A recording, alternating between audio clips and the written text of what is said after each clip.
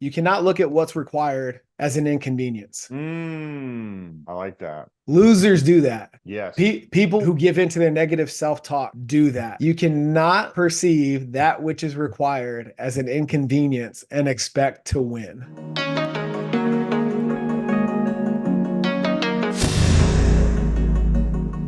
Hey guys, welcome to Millionaire Brand Creation. I'm super excited to have my friend on, Mycal Anders. Many of you may know Mycal from Next Level Performance Consulting, where he has helped over 4,000 men and women since 2011. He's coached them on a myriad of different things, performance consultation. He was part of the Marine Corps.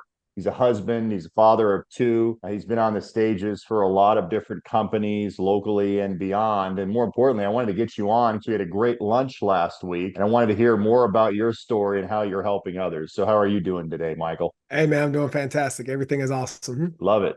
Hey, tell us a little bit about your childhood. Let's go back in time and what gave you that kind of desire to go out and make a change in this world? Great question. I don't typically get to go that far back in the timeline. I'm number two of four. My parents were both career 20 years and beyond, honorable service in the United States Air Force. My father was a Vietnam vet.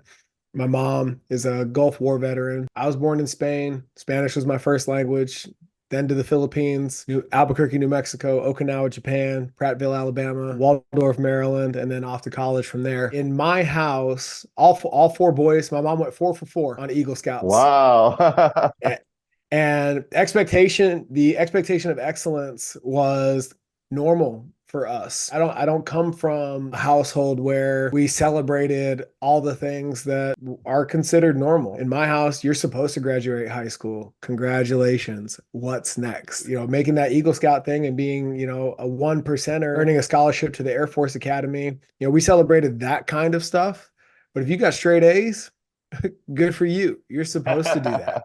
It's not that my parents were overly pushy or imposed themselves upon us. They just normalized excellence. And that's been very much a through line in a lot of the things that I've done in my life. Tell us about kind of your adolescence before you got into the Marines. What obviously gave you that desire to serve your country and service as a people, but more importantly, once you got out, how did you get into what you're doing now? Well, as far as the military is concerned, I'm very much a generational legacy guy. It's in the blood as far as that's concerned. And then upon exiting active duty, I've been in fitness and strength and conditioning for close to 25 years now. I started with an apprenticeship at my local Gold's Gym just because I wanted to work out more and I didn't want to pay a gym membership. Yeah. I wanted to learn about the art and the science of lifting weights back then that became training methodology as my education improved. And when I left the Marine Corps, where I was the training and standardization officer for units that I was attached to and raised the physical fitness level and mission preparedness of those units by over 25%, I also had this through line in my clientele where we dropped the 40 pounds, we'd get your sexy back, we'd get you off your blood pressure medications, and still your relationships suck. Your internal monologue is awful. I ask many of my clients many a time, why do you talk to yourself that way? Why do you let others talk to you that way? There was still like this lack of clarity, this lack of alignment. And then I realized your physical state, your health and well-being is a symptom of a bigger issue. And I got really curious in that investigation, and that has led to the performance consulting that we do now, where we're able to set the foundation physically and get your fitness, your nutrition, your sleep, and your recovery on point so that now through that process, you're able to manage your emotional state so much better, not to make you cold or stoic or anything like that. Just when you're in a peak emotional state, you're able to manage that moment so much better so that your emotions don't get the better of you. That's where a lot of our patterns result from, is the inability to regulate our emotions. We have a bad day at work, we get tired, we're fatigued, go to comfort food or insert vice here. All of that is the inability to manage stress and therefore regulate emotion. And when you're able to do that, now you're able to perpetuate mental clarity and move through the day with a level of focus that was previously non-existent. And when you're able to do that, you can step out into the world in your highest expression as the best version of yourself. So it's this layered approach, this vertically integrated process that we've put together for our clients that starts with the base layer of what the most tangible layer as to why somebody would come to see us at Next Level is I need to get my fitness back. Once you're physically capable and that becomes consistent, now we can work through this natural ascension into your best self. I was going to ask you, I mean, you've obviously coached a lot of people in a lot of different facets. If you could give a quick prescription of someone wanting to change their life, change their mental state, change their physical state, and just get pumped and excited about life, what are some moves? What are some tricks? What are some things they can do right now after watching this podcast? I'll give you something that everybody can do right here, right now. Love it. And that is pop open your phone. That's hack number one. Can you open your phone without defaulting to social media? That's hack number one. Now, I don't know if you can really see that, but that's my calendar. That's today. Okay. There's not a whole lot of room in there, right? That's most of us. So the exercise becomes moving to what we start to go too fast, too soon.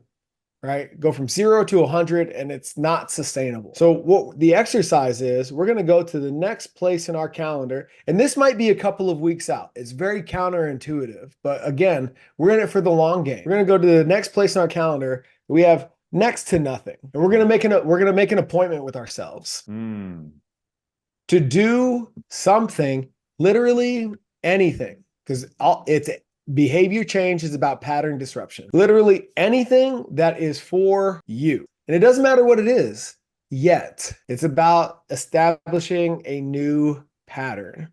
And you're going to make that appointment with yourself recurring and non-negotiable, like this podcast is, like that next business deal, like your next trip to the dentist. You're not going to miss it. And when you start holding yourself to that standard, it makes it so much easier to plug yourself back into your life. And when you do that, some amazing things happen. It empowers you to set healthier boundaries. It empowers you to install more productive and positive behaviors, habits, and over time, new patterns that are in alignment with your aspirational self, who you desire to become, who you are becoming. And it is so underrated and so often overlooked how we're able to schedule 1 million meetings in a day and cut ourselves out completely. Initiative number one, above all else, is to make yourself a priority again. I love that. I love that. Having been around high achievers or people that have gone from low achievement to high achievement, what are some of the things that you've seen that made them different? What are some of the things that like you saw they're like, this person's a leader. This person is going to take construction and constructive criticism and implement it in their life and be a beacon of hope for other people to be like, wow, okay, if this person can do it, I can do it. A commonality amongst all of those individuals that have made that 180 is they're not necessarily their competency or their capability necessarily. I mean, we're talking about people that have a high expectation of themselves. They're willing to admit that they don't know everything. Humility. And by virtue of that admission, they are open to mentorship and coaching. Help me identify the things that either I can't see myself, I don't yet know, or ego, I'm not willing to admit to myself. That's powerful. So one of my favorite stories of a client who's moved through this ascension process that I was telling you about comes to me and he wants to lose the 40 pounds. 6 months later, he's down 40 and he's still pissed at life. It's not going his way. His energy, he's moody. He's slipping in his consistency. Oh, well, we hit 40. Okay. I'm down to, 210 pounds. I can coast. Old patterns started to resurface. And this is very common of all of us, myself included. We get comfortable. I was like, where is all this frustration coming from? Upon further investigation, the company that he had built for over the last 2 decades became his anchor. And he was not willing to admit to himself and was not yet aware of this dynamic that's occurring in his life because it's in the periphery on autopilot. And the realization that he came to was with the tools that he had and the skills that he had taken the company as far as he could with those things. Which took him to a fork in the road. He could either build in the infrastructure to take a lot of those burdens off his hands, or he could position himself for M&A and see what kind of exit he could create for himself. And the difference between A or B is what's in alignment with your highest and best self. Where do you want to end up? Still in the day-to-day, doing the deal, maybe in a different capacity, but yet you still have those obligations?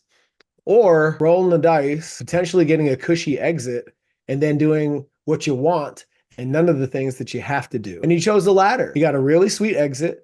He sits on the board. He has a piece, and now he gets to do all the fun things in and outside of that business, and none of the things that were a burden or an energy drag to him. But without that awareness and asking those deep and oftentimes uncomfortable questions, he's still inside that hamster wheel, hating his life. Yep. No, it's interesting you say that because every time I talk to you, I feel like I get a shot of adrenaline. people have that energy, right? And so for you, I think it's really interesting. Even our lunch, like I left like pumped and excited because there's people that give you energy, there's people that enlighten you and that give you a wake-up call. What I always think is interesting is the constructs of success, right? What deems someone successful?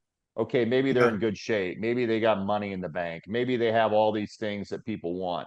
But on the other side of that facet, which I have learned even in myself, is all the things that we get, which we talked about during our lunch, all the material items that we get, all the dreams we manifested into our lives and we finally got. There's still another side to that where it's not, and there's no end, right? You'd always say progress always. There's always that construct of no matter what you get, there's still more, right? You got to throw that golden ring even further and go on to that next goal. Can you talk to the audience a little bit about what are some of the ways you can do that healthily as opposed to be down on yourself or be in a mental malaise, so to speak? For sure. I would say that it's acknowledging the simple fact that you said you were going to be happy when you got to where you are. You lied to yourself. That's not mine. I think I stole that from Alex Hormozy or someone like that. Social media gave me that nugget. And what's interesting about that statement is I said when I got here, I was going to be happy. I'm going to be good. This is making it. So often in the achievement of greatness, we realize that there's still tomorrow. For example, I got granted my scholarship to the Air Force Academy. I commissioned in the Marine Corps, and then there's tomorrow. I got out of the Marine Corps, and then there was tomorrow. I walked out of a 6-hour comprehensive exam, sight from memory, no notes, in the achievement of my first master's degree, and there was still tomorrow. And what I'm trying to say is the music doesn't play, the credits don't roll, the confetti doesn't fall. As much as we want to pretend we're living in a movie, that is not the case. Being present in those moments for what they are is extremely important, and acknowledging and creating the awareness around not necessarily throwing that ring as far as you can forward, but more so, what's my next easiest step tomorrow? I could give you a million metaphors from some of my adventures around the world. And the way you summit Kilimanjaro is one foot in front of the other. And some of those steps are like a casual pace, and some of them are the most physically demanding moments of my existence. But the pattern is the same. I need to take the next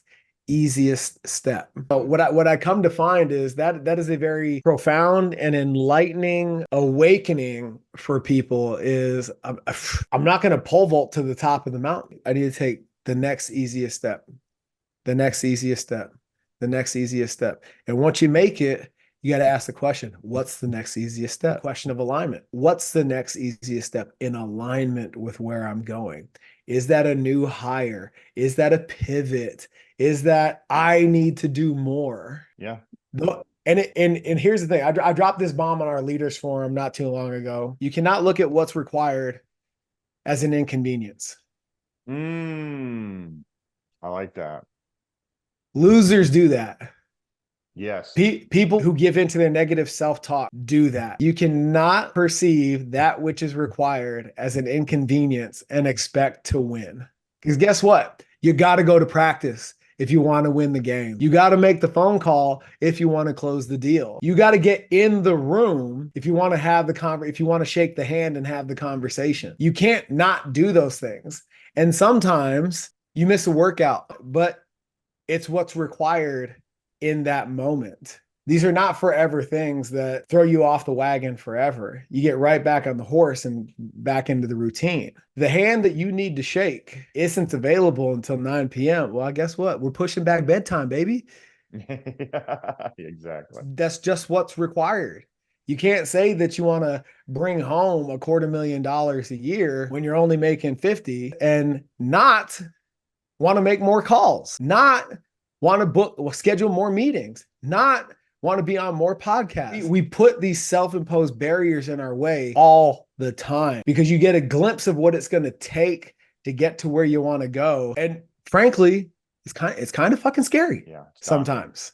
Yep. Because if you were that person, you'd have it already. So what's ultimately required? You need to grow. You got to bridge the gap. You got to answer the hard questions and then do the hard things. One of our mantras at Next Level is keep your promises, do hard things, and make yourself proud. What happens then? You create this positive feedback loop that reinforces the challenges that you place upon yourself and the willingness to see it through to the end. And the person you become is the fruit of all of that labor. Very profound. That's a good point. Yeah, it reminds me of one of Dale Carnegie's quotes. I don't know if you've heard this one. Success is getting what you want. Happiness is wanting what you get. You ever heard that one? Yeah. Yeah. And that's the thing that's so interesting, right? After we talked about like, oh, if I got this, I'd be successful. If I got lost my 40 pounds, I'd be successful. If I got the woman, I would be successful. If I made all the money, I'd be successful. Well, we know that not to be true because there's tomorrow, right? So the question I have for you is having got all that, how do you prepare for tomorrow? What are some of the tricks and the tips and the things when you're going through winter, when you're going through hell, which so many people may be watching are in some way or another? How do you get through to tomorrow? Man, I think that you got to curate your circle and your environment and be malicious about it. You know, it is really important that your inner circle is not only supportive, but also willing to tell you the things that you don't want to hear from a place of love and understanding. It does you no good to surround yourself with people who kiss your ass and tell you what a great job you're doing all the time. Because guess what? We're not doing a great job all the time. So true. When you're tired of being where you are, to use some of Michael Bernoff's terminology, when you're tired of being where you are, then you'll start to change, and not before. When you come to that realization, inside that inner circle lie your closest confidants who don't judge you for the hell that you're going through. That's really important because when you suffer in silence, help ain't coming. Oof, ain't that the truth?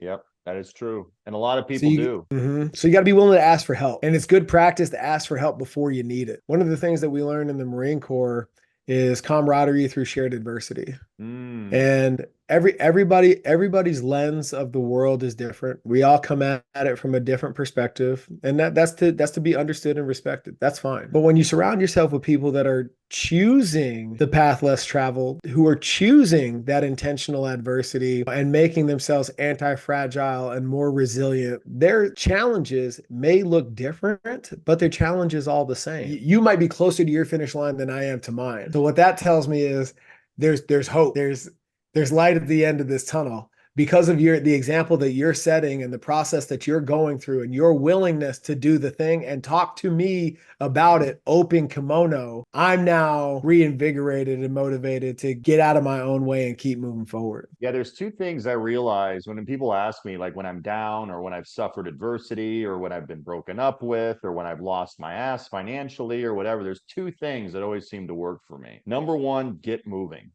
Get outside, start walking, start moving, start working out, start doing something that creates movement. And the second thing that always works, interact with people and create a system where you can learn and mutually benefit one another through that learning. You know, and that's 100%. What's so powerful about these podcasts and about these conversations is I think you learn so much about yourself through the other person's lens and through their life experience and what you are proficient and deficient in. And you're like, ooh, Yeah. I'm going to take some copious notes during this deal and make some changes. What do you feel about that? I love it, man. I love it. Yeah. No, it's the truth. It's the truth. I heard this once myself. It's like get out of your head and into your body, and things will get to start. Mm. Things will start to change. Yeah. Yeah, the sedentary is death. I mean, I was talking to an actuary actually, and he used to work for insurance companies and basically predict death, so to speak. And he said, Okay. the biggest Yep. predictor of death is lack of oxygen to the body. And lack Mm-hmm. of oxygen to the body comes from lack of movement. So the more Correct. sedentary we become, the more immersed in luxuries we become, the lazier we become. Our curve of our life just dips immediately. Mm-hmm. And sad because you look at the Yep. obesity rates in our country, you look at the poverty rates in our country, you look at all the things where we just isolate ourselves in these luxurious ivory towers without interacting with people. How do we Mm-hmm. get out of that? I feel sorry for these young individuals because we're so pervasive on social media and Instagram and Facebook, and I'm guilty. I'm the first to admit Yeah. that at the same time, you got to get out and meet people. What are some of the trips and tricks that you can bestow upon them? Well, if we're talking about today's youth, I really feel like that's where sports pays huge dividends because Mm. there's dynamics that I feel like only occur in sport, potentially business, but you got to get into those rooms first. Like in terms of what's readily available to quote unquote normal people, sports and service, because that through line exposes you to people from all walks of life, Mm. and it gives you a deeper appreciation of where you're at, because you're exposed to how much better you could be Yes. and how much worse it could get, because Very somebody true. always has it worse than you. Somebody standing on home plate with the bat in their hand while you started at second. That dynamic exists no matter where you're at on the socioeconomic ladder. And while you're standing there on second, crying that you're there's somebody rounding third on their way home. So how do I do that? When you insulate yourself into the echo chamber that is social media and our phones, you lose that exposure. I would say you lose in general because the more you can interact with people and the more you can learn from others, the more you learn about yourself. I had this conversation that made me think of you yesterday. We're talking about dating and relationships, and Yeah. someone was trying to tell me it was dumb to go out on dates because they didn't have enough resources, they weren't in the best shape, or they didn't have enough going on in order to attract the quality of person that they wanted. And I was arguing with them tooth and bone because I was thinking of you and I thought, you have to have all those experiences and have all those dates or have all those inputs and all that struggle and all that Mm-hmm. success to learn more about yourself. So Yes. when that time comes, you Mm-hmm. have the ability to attract greatness. You know what's funny? People talk about the extravagance of dates and like all the pomp and circumstance that goes with the dating scene. You know what makes for a good date? What's that? It has nothing to do with money. It has nothing to do with the car to drive. It has nothing to do with the experience you're about to have. You know what makes a quality date? Be an interesting person. Mm. The reason your date sucks is because you're not interesting. Be an interesting person. Go live your life. And that's a game changer. What is it about? My steak and your asparagus? No, it's about this experience, us together. That's what this is about. It could have been chicken nuggets or filet mignon, and it would not have mattered because you're an interesting person to me. And I'm an interesting person to you. And I want to hear what you have to say. And you have phenomenal stories to tell. That is a great social experience, dating or otherwise. And the reason that's falling flat is because this is making you not interesting. What did you do today? Nothing. I didn't do anything of note because I was on my phone looking at everybody else's life, not living mine. Be an interesting person, and I guarantee you your dating life will improve exponentially. Yeah, that's a mic drop right there. So before we go, I want to ask you a Yeah. question. So, like, is there a quote or something that resonates with you, number one? And number two, if you had to summarize what we talked about today in 30 seconds or so, what would it be and why? Quote that jumps out to me. I have it tattooed on my left arm. It's my reminder to let curiosity lead the way. It's of my own making. Yes, I do have a quote of my own on my body. It is, I only got this far because of what I did not know. I like that. I like that. Ask better questions. and you'll get better answers. And to summarize this conversation, intentional adversity is valuable. Keep your promises, do hard things, make yourself proud, and create that positive feedback loop that will inevitably make you an interesting person worth knowing. All of your capital, your social, your financial, your relational, your physical will improve as a byproduct of you just being a more interesting person. Ooh, boom, you give me chills, man. I can't wait. No, this is great. This is great. Well, I'm super, super excited to come on to yours here soon. Secondly, where can they follow you? Where can they serve you? Where can they get to know you better, those watching it now? While you're on the way to building your empire, I'm the guy you call to make sure that you don't leave yourself behind in the process. So if you want to make sure that we streamline your alignment to where you're going, reach out to us at Next Level, and you can find me on Instagram at Coach Derz, Derz. You can see all the things that we're doing at Next Level with health, healing, and mindset at nextlevel_PHX. And you can tap in at nextlevelpfc.com. Awesome. Thank you so much for coming on such short notice, man. I mean, you reinvigorated me tonight, and I'm going to go on a 5 or 6 mile walk after this because I'm pumped. There you go, man.